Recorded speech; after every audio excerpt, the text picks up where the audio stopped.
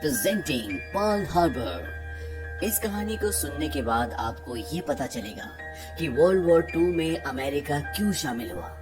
ये कहानी शुरू होती है सन 1923 से। टेनेसी में दो बच्चे रेफ और डैनी आपस में खेल रहे होते हैं। अपने खेल में ये प्रिटेंड करते हैं कि ये लोग वर्ल्ड वॉर 1 में जर्मन्स को मार रहे हैं। और तभी वहाँ पर डैनी के पिता अपना प्लेन लेकर उतरते हैं और ये दोनों की दोनों उस प्लेन पर बैठ जाते हैं। और तभी ये खेल खेल में उस प्लेन को स्टार्ट कर देते हैं और वो प्लेन चलना शुरू हो जाता है।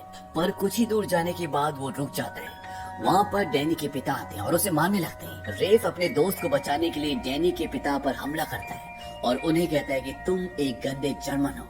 इस बात पे डैनी के पिता कहते हैं कि मैं जर्मन के खिलाफ वर्ल्ड वॉर 1 में लड़ा था और मैं नहीं चाहता कि फिर दोबारा ऐसा कभी हो, ऐसा मंजर किसी को देखने को मिले, क्योंकि वर्ल्ड वॉर 1 में लाखों लोगों की जान गई थी। और वो ये कहकर वहाँ से चले जाते हैं। डैनी रेफ को बोलता है कि तुम मेरे सबसे अच्छे दोस्त हो। धीरे धीरे वक्त बीतता है और वक्त आता है सन 1941 का। ये वो वक्त था जब वर्ल्ड वॉर 2 शुरू हो चुका था।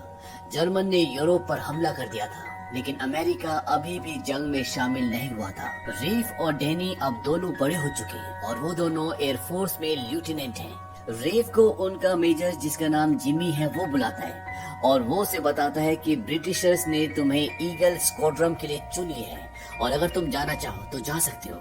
वो ये भी बोलता है कि मुझे अच्छे पायलट की जरूरत है, क्योंकि मैं जानता हूँ आज नहीं तो कल हमें इस जंग में उतरना ही पड़ेगा और मुझे अच्छे पायलट्स की जरूरत होगी, इसीलिए मेरी ड्यूटी है कि मैं तुम्हें रोकूं। रेफ बोलता है कि सर अगर आप होते तो आप क्या करते। उसके मेजर बोलते कि मैं होता तो मैं जाता। और अब रेफ भी जाने की तैयारी करता है। दरअसल हिटलर ने यूरोप के ऊपर हमला करके उसे कमजोर कर दिया है और वो यूरोप पर लगातार हावी हो रहा होता है। इसीलिए ब्रिटिश अमेरिकन पायलट्स की मदद चाहते हैं। अब जब डैनी को पता चलता है कि रेफ ब्रिटेन के लिए लड़ने के लिए वॉर में जा रहा है तो उसे बहुत दुख होता है, क्योंकि वो जानता है कि वॉर में जाना बहुत खतरनाक है।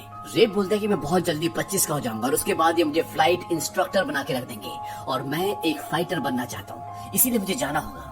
और रेफ अब मेडिकल टेस्ट के लिए जाता है जो वॉर में जाने से पहले होता है। इसमें आई चेकअप और बहुत तरह के अलग अलग चेकअप होते हैं। रेफ को डिसलेक्सिया की प्रॉब्लम होती है जिसमें पढ़ने में तकलीफ होती है और जब वो अपने आई चेकअप के लिए जाता है तो वहाँ पर एक नर्स होती है जिसका नाम एवलिन होता है और वो समझ जाते हैं कि इसे पढ़ने में प्रॉब्लम है। वो बोलते हैं कि हमें 20/20 आई विजन की जरूरत है और तुम्हें मैं पास नहीं कर सकती। रेफ बोलता है कि मुझे सिर्फ पढ़ने में प्रॉब्लम है, मैं भागते हुए खरगोश पर भी निशाना लगा सकता हूँ। और उसका जुनून देखकर एवलिन उसे मेडिकल टेस्ट में पास कर देती है।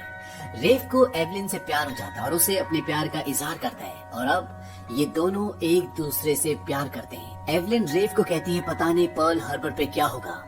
रेफ एवलिन को बताता है कि मैं कल जंग पर जा रहा हूँ, मैं ब्रिटेन की तरफ से लड़ूंगा। इस बात से एवलिन शॉक्ड होती है क्योंकि उसे अभी तक नहीं पता था कि वो जंग पर जाने वाला है। एवलिन बोलती है कि वो तुम्हें जंग पर कैसे बुला सकते हैं। रेफ कहता है कि ये मेरा फैसला था, अगर मैं जाता तो रुक भी सकता था, लेकिन मैं जाना चाहता हूँ। मेरी पूरी जिंदगी इसी पल के लिए इंतजार कर रही थी। मैं लड़ना चाहता हूँ, मैं एक फाइटर बनना चाहता हूँ। और रेफ जंग पर चला जाता है। वहीं अमेरिका के प्रेसिडेंट कहते हैं कि कब तक हम ये ढूंढ करते रहेंगे कि वर्ल्ड वॉर 2 नहीं हो रहा। दरअसल वो चाहते हैं कि वो भी वर्ल्ड वॉर में हिस्सा लें, वो अपने पड़ोसी देशों की मदद करें, लेकिन उनकी बाकी की टीम इस बात से सहमत नहीं होती। वो कहते हैं कि दुश्मन टैंक बना रहा है, वो बम बना रहा है और हम यहाँ पर रेफ्रिजरेटर बना रहे हैं। हम चाहे कितनी भी कोशिश कर लें, हम वॉर को नहीं रोक सकते। वहीं दूसरी तरफ जापान अमेरिका से परेशान है क्योंकि उन्होंने उनकी तेल की सप्लाई रोक दी होती है और जापान को तेल की जरूरत है। जापान के पास सिर्फ इतना ही तेल है जो 18 महीने तक चल सकता है। जापान के नेता बोलते हैं कि हमें अमेरिका पे हमला करना होगा और ये हमला अचानक होगा। हम उनके पैसिफिक फ्लीट को पूरी तरह से उड़ा देंगे, उनका पर्ल हार्बर पूरी तरह से बर्बाद कर देंगे। वहीं अब रेफ जंग में अपना प्लेन उड़ाता है, वो कई दुश्मन के जहाजों को गिराता भी है और साथ ही साथ वो एवलिन को लेटर्स भी लिखता है। इन दोनों के बीच में बहुत प्यार है। रेफ उसे ये भी बताता है कि यहाँ पर हर कदम पर खतरा है। परसों जिन 2 पायलट्स के साथ मैंने बियर पी थी, आज वो इस दुनिया में नहीं रहे। और रेफ के साथ भी ऐसे ही होता है। अगले दिन जब वो जंग में जाता है तो दुश्मन उसके प्लेन पर कई गोलियां मारते हैं और उसका प्लेन पानी में समंदर में कहीं खो जाता है और सब ये मान लेते हैं कि वो अब मर चुका है। और एवलिन को ये खबर देने के लिए रेफ का दोस्त डैनी जाता है क्योंकि रेफ ने अपने दोस्त डैनी से जाने से पहले कहा था कि अगर मुझे कुछ हो जाए तो ये खबर तुम एवलिन को देना, ताकि उस पल में उसका दोस्त उसे संभाल ले।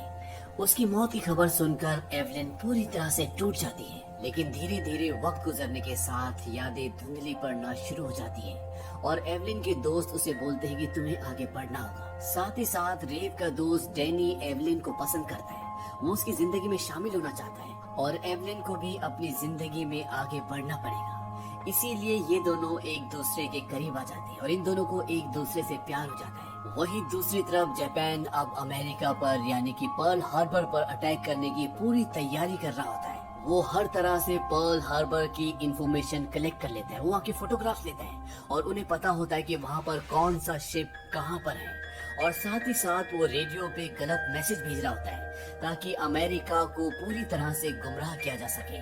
और जापानीज का जहाजों का झंड जिसे फ्लीट कहा जाता है वो भी समंदर में कहीं गायब हो चुका होता है, जो अमेरिका के रडार में बिल्कुल भी नहीं आ रहा था। इस बात से अमेरिका चिंतित होता है। उन्हें पता तो है कि जापानीज कुछ न कुछ करने की प्लानिंग कर रहे हैं, लेकिन उन्हें इस बात का अंदेशा नहीं होता कि वो पर्ल हार्बर पर अटैक करने का प्लान कर चुके हैं। वहीं 6 दिसंबर की रात को एक दिन एवलिन के सामने रेफ आ जाता है। रेफ अभी भी जिंदा होता है और उसे देखकर एवलिन बहुत रोती है, बहुत इमोशनल हो जाती है। वो कहती है कि मुझे लगा कि तुम अब इस दुनिया में नहीं रहे, हमें ऐसी खबर मिली थी। रेफ बोलता है कि हाँ, मेरा जहाज पानी में गिर गया था और मुझे फ्रेंच के मछुआरों की एक शिप ने बचाया। उसके बाद मैं फ्रांस में था, वहाँ से मैं कांटेक्ट नहीं कर पाया, लेकिन मैं हर पल तुम्हें याद करता था, तुमसे मिलना चाहता था और आज मैं तुम्हारे सामने हूँ। यहाँ पे एवलिन उसे बता देती है कि अब वो और डैनी एक साथ है। इस बात से रेफ को बहुत दुख होता है। वहाँ पर डैनी भी आता है, लेकिन रेफ उससे बात नहीं करता।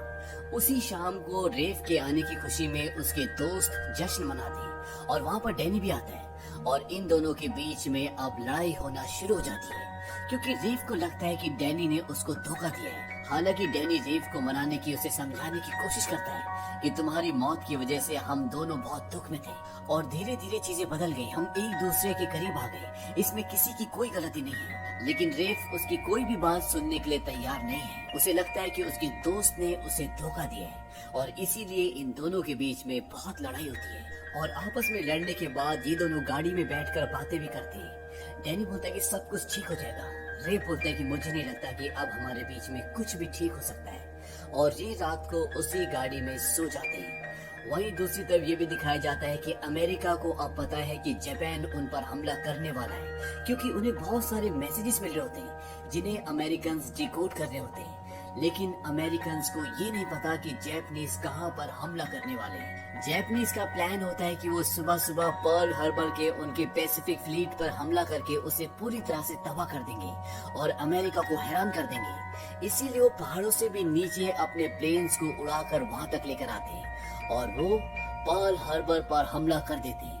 ये अमेरिका के ऊपर एक बहुत बड़ा हमला होता है और इस हमले में जापानीज पर्ल हार्बर को पूरी तरह से निस्तो नाबूद कर देते हैं। उनका बहुत नुकसान हो रहा होता है, लेकिन किसी तरह से डैनी और रेफ अपने प्लेन्स तक पहुंच जाते हैं। रेफ डैनी को बोलता है कि मुझे एक अच्छे साथी की जरूरत है, तो मेरे साथ मिलकर लड़ना। और ये दोनों अपनी टीम के साथ जो नीचे होते हैं उनके साथ मिलकर अब जापानीज के प्लेन्स पर हमला करना शुरू कर देते हैं। लेकिन जापानीज के यहाँ पर पूरे 350 प्लेन्स होते हैं, इनका कई प्लेन्स पीछा करते हैं, लेकिन ये अपनी टीम के साथ कोऑर्डिनेट करके और आपस में कोऑर्डिनेट करके जापानीज के 29 प्लेन को मार गिराते हैं। लेकिन ये जापानीज के लिए एक बहुत बड़ा नुकसान नहीं है। लेकिन इस हमले के बाद पूरा अमेरिका सदमे में आ जाता है और अब एक शैतान जो पूरी तरह से सोया हुआ था अब वो जाग चुका है। और 7 दिसंबर सन 1941 का दिन, ये एक ऐसा दिन बन गया जिसे इतिहास कभी भी भूल नहीं पाएगा। और अमेरिका के प्रेसिडेंट अपने भाषण में ये कहते हैं कि अमेरिका इस हमले की प्लानिंग कई हफ्तों से कर रहा था और साथ ही साथ वो यूनाइटेड स्टेट के साथ शांति बनाने का ढोंग कर रहा था, जो कि एक धोखा था।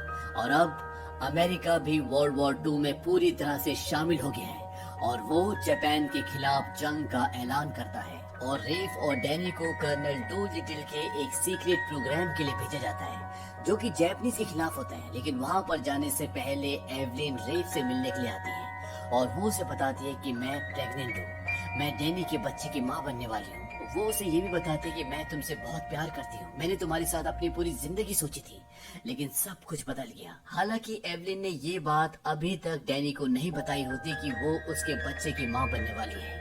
और रेव भी अब पूरी सिचुएशन को समझ जाता है और वो एवलिन को और डैनी दोनों को माफ कर देता है। और वो डैनी से ये भी कहता है कि तुम इस जंग में मत जाओ। एवलिन पहले अपना एक बार प्यार खो चुकी है और मैं नहीं चाहता कि उसके साथ एक बार फिर दोबारा ऐसा हो, क्योंकि रेव जानता है कि जिस मिशन पर उन्हें भेजा जा रहा है वहाँ से वापस जिंदा आना लगभग नामुमकिन है। डैनी बोलता है कि बचपन से तुमने मेरी रक्षा की, हमेशा मुझे प्रोटेक्ट किया है, लेकिन अब नहीं। और ये दोनों ये तय करते हैं कि ये उस मिशन पर जाएंगे। इनके साथ यहाँ पर और भी बहुत सारे पायलट होते हैं। दरअसल ये एक मिशन होता है जिसमें ये टोक्यो पर हमला करना चाहते हैं, जो जापान के बीचों बीच है। और ये मिशन बहुत मुश्किल है। इन्हें बताया जाता है कि नेवी हमें टोक्यो से 400 मील दूर तक पहुंचा देगी और इसके बाद हमें शिप से उड़ान भरनी पड़ेगी। इससे पहले कभी भी इन बॉम्बर्स ने, इन प्लेन्स ने आर्मी के शिप के ऊपर से उड़ान नहीं भरी होती, क्योंकि इन्हें एक लंबा रनवे चाहिए होता है और इसीलिए इन सारे प्लेन्स का वजन कम किया जाता है। और अब वो दिन आता है जब ये पर्ल हार्बर पे हुए हमले का बदला लेना चाहते हैं, अपने प्लान को अंजाम देना चाहते हैं। और आज तारीख होती है 2 अप्रैल सन 1942। रेव अपने कैप्टन से बोलता है कि जापानीज ने हमारे ऊपर 300 से ज्यादा प्लेन्स के साथ हमला किया था और हम हमला कर रहे हैं केवल 16 प्लेन से। हमारे छोटे से हमले से क्या फर्क पड़ेगा? उनका कैप्टन बोलता है कि उन्होंने हमारे ऊपर हथौड़े से हमला किया था, लेकिन अगर हम इस हमले में अपनी प्लानिंग में कामयाब हो गए तो ये सिर्फ एक कांटे की तरह है जो सीधा उनके दिल पर चुभेगी। एक बात हमेशा याद रखना, जीत सिर्फ उनकी होती है जिन्हें जीत का यकीन होता है, और हम पूरे अमेरिका को अपनी जीत का यकीन दिलवाएंगे। और 18 अप्रैल 1922 को इन्हें अब जापान पे हमला करना है, लेकिन जिस जगह से इन्हें उड़ान भरनी होती है उससे पहले इनके शिप के आसपास जापानीज शिप आ जाते हैं। और अगर ये यहाँ से उड़ान भरते हैं तो ये जापान के ऊपर हमला करके चाइना तक नहीं पहुँच सकते। दरअसल इनका प्लान ये होता है कि जापान के ऊपर हमला करके ये चाइना पर लैंड कर जाएंगे, लेकिन अगर ये यहाँ से टेक ऑफ करते हैं तो चाइना तक पहुँचने से पहले इनके प्लेन्स का फ्यूल खत्म हो जाएगा। लेकिन इनके पास अब कोई ऑप्शन नहीं होता, इन्हें वहाँ से टेक ऑफ करना होता है। और ये 16 के 16 प्लेन्स वहाँ से टेक ऑफ करके जापान पहुँच जाते हैं और जापान के टोक्यो शहर पर ये बमबारी करना शुरू कर देते हैं, जैसा कि इनका प्लान होता है। और ये अपने प्लान में कामयाब होते हैं, लेकिन अब चाइना तक पहुँचना इनके लिए लगभग नामुमकिन है। और समंदर के ऊपर से इनके प्लेन्स उड़ना शुरू हो जाते हैं और साथ ही साथ इनके प्लेन्स का फ्यूल भी खत्म होना शुरू हो जाता है।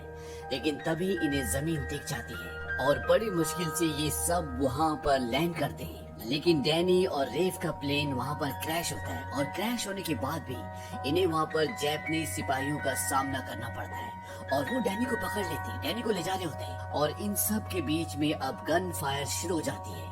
हालांकि ये सारे जापानीज को मार देते हैं, लेकिन इस फायरिंग में डैनी बहुत बुरी तरह घायल हो जाता है और रेव उसे बताता है कि एवलिन उसके बच्चे की मां बनने वाली है। इस बात से डैनी को खुशी भी होती है, लेकिन वो जानता है कि वो अब नहीं बच सकता। वो रेव की गोद में अपनी जिंदगी की आखिरी सांसें ले रहा है और वो बोलता है कि वो बच्चा अब तुम्हारा है। और डैनी इसके बाद शहीद हो जाता है। इस मिशन से पहले अमेरिका कभी भी जीतना नहीं जानता था और अब अमेरिकन्स के अंदर एक जुनून, एक जज्बा आ गया है, जीत का जज्बा। और चाइनीज सरकार की मदद से अब जितने भी बचे हुए पायलट्स होते हैं ये सब के सब अपने देश अमेरिका पहुंच जाते हैं। और अमेरिका पहुंचने के बाद जब एवलिन को डैनी की मौत के बारे में पता चलता है तो उसे बहुत दुख होता है। लेकिन बहुत सारी चीजें जिंदगी में ऐसी होती है जिसे इंसान कंट्रोल नहीं कर सकता। मौत भी उनमें से एक ऐसी चीज है। इन सभी पायलट्स को बहुत सम्मान दिया जाता है क्योंकि इन्होंने अपने देश अमेरिका के लिए वो किया होता है जो शायद आज से पहले कभी किसी ने नहीं किया। और अंत में रेव और एवलिन दोनों शादी कर लेते हैं और इनका बच्चा भी होता है जो कि डैनी का बच्चा है और उसका नाम भी वो डैनी रखते हैं। और रेव डैनी को उसी प्लेन में अपने साथ हवा में ले जाता है जिसे बचपन में रेव और डैनी ने एक बार गलती से चला दिया था। और इस तरह से इनकी कहानी, इनकी जिंदगी अब आगे बढ़ती है। जापान ने जो लड़ाई 7 दिसंबर सन 1941 को पर्ल हार्बर पे अटैक करके शुरू की थी, वो लड़ाई खत्म हुई सन 1945 को। 6 अगस्त सन 1945 को अमेरिका ने हिरोशिमा पर एटम बम फेंका और 9 अगस्त सन 1945 को नागासाकी में इस पूरे हमले में 3.5 लाख लोगों से ज्यादा की जान गई और इसके बाद जापान ने अमेरिका के आगे घुटने टेक दिए। तो ये थी पूरी कहानी पर्ल हार्बर की। ये फिल्म सन 2001 में रिलीज हुई थी और IMDb पर इसकी रेटिंग है 6.2। इस फिल्म का बजट था $140 मिलियन और बॉक्स ऑफिस पर इसने कमाई की थी $450 मिलियन की। उम्मीद करते हैं कि ये कहानी आपको पसंद आई होगी।